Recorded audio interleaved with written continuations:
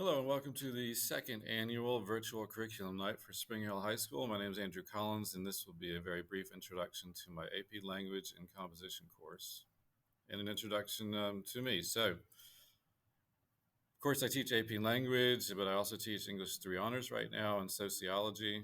I'm dual certified, so I'm also certified in Social Studies. I've been teaching for a little over 2 decades. This is my 8th year at Spring Hill High School. I have a bachelor's in English, a master of arts in teaching, and a master of education in administration, all from the University of South Carolina. I'm the Entertainment Academy Dean, and I also sponsor and run the Spring Hill High School Fencing Club. I have 3 children, one of whom graduated last year from Spring Hill High School, and the other 2 are still in the district at the intermediate school and at Chapin High School. In fact, I've also taught at other schools in the district, Chapin Middle long ago, and Dutch Fork High School and Chapin High School. So the 2 sections I have of AP Language and Composition are 2A and 8B, so your child will be in one of those classes. Primarily, as opposed to other courses, essentially every other English course that your child might take in high school, this one focuses entirely on nonfiction. So we really read shorter works of nonfiction, speeches, letters, essays, articles, newspaper columns, and so forth. Even images we'll read as text. We will not read much fiction. The only fiction we're reading right now is Animal Farm because I discovered that 99% of the students had never read Animal Farm by George Orwell, so I'm making them. But that even that is just rhetoric in the form of fiction, which is why I can justify reading it.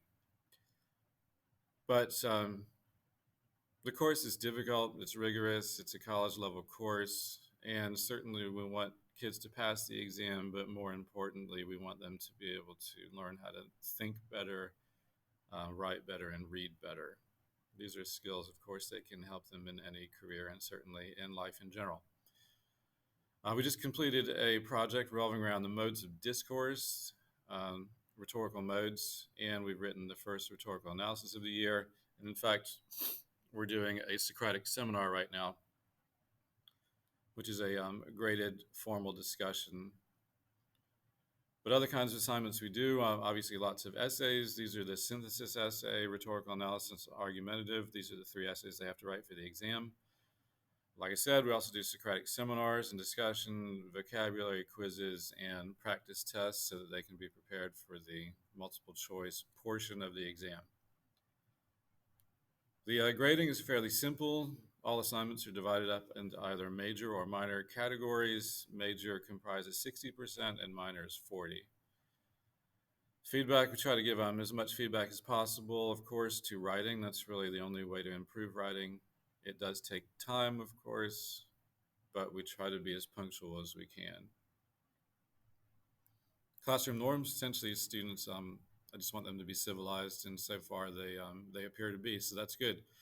But I want them to do their absolute best, be punctual with work, be prepared, and be kind to other students, and certainly to me.